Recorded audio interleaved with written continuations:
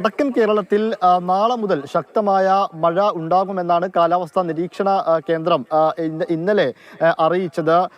ഈ പ്രത്യേകിച്ചും കോഴിക്കോടിന്റെ മലയോര മേഖലയിലേക്കൊക്കെ വരുമ്പോൾ കഴിഞ്ഞ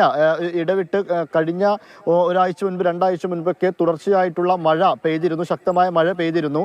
ആ സമയത്തൊക്കെ നമ്മൾ അനുഭവിച്ചത് ആദ്യഘട്ടത്തിൽ തന്നെ മഴ പെയ്തപ്പോൾ റോഡുകളിലേക്ക് വലിയ രീതിയിൽ മരം പൊട്ടി വീഴുന്നു, വീടുകൾക്ക് നാശനഷ്ടമുണ്ടാവുന്നു, അപകടങ്ങൾ ഉണ്ടാവുന്നു. ഈ രീതിയിലൊക്കെയാണ്. എന്നാൽ നേരത്തെ രാഹുൽജി നാട് സൂചിപ്പിച്ചതുപോലെ തന്നെ KCB അധികൃതരൊക്കെ വളരെ നേരത്തെ തന്നെ ഇപ്പോൾ മരങ്ങൾ മുറിച്ചു മാറ്റുന്ന പ്രവർത്തികളിലേക്കുമൊക്കെ കടന്നിട്ടുണ്ട്. ആ രീതിയിലുള്ള പ്രവർത്തനങ്ങൾ വളരെ നേരത്തെ തന്നെ ഇത്തവണ പൂർത്തീകരിക്കാൻ കഴിഞ്ഞു എന്നുള്ളത് ഒരു ആശ്വാസകരമാണ്. അതോടൊപ്പം തന്നെ വടക്കൻ ജില്ലകൾ മലപ്പുറം അതുപോലെ തന്നെ കണ്ണൂർ പോലെയുള്ള ജില്ലകളിലെ മലയോര മേഖലകൾ, ഈ മലയോര മേഖലകളിലാണ് കൂടുതൽ ശ്രദ്ധ പുലർത്തേണ്ടത്.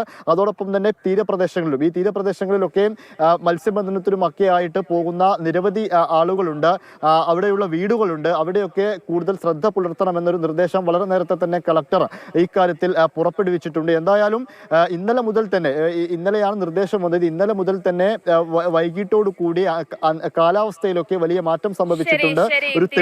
സംസ്ഥാനത്ത് ഒരു ഇടവേളയ്ക്ക് ശേഷം വീണ്ടും മഴ കനക്കുകയാണ്.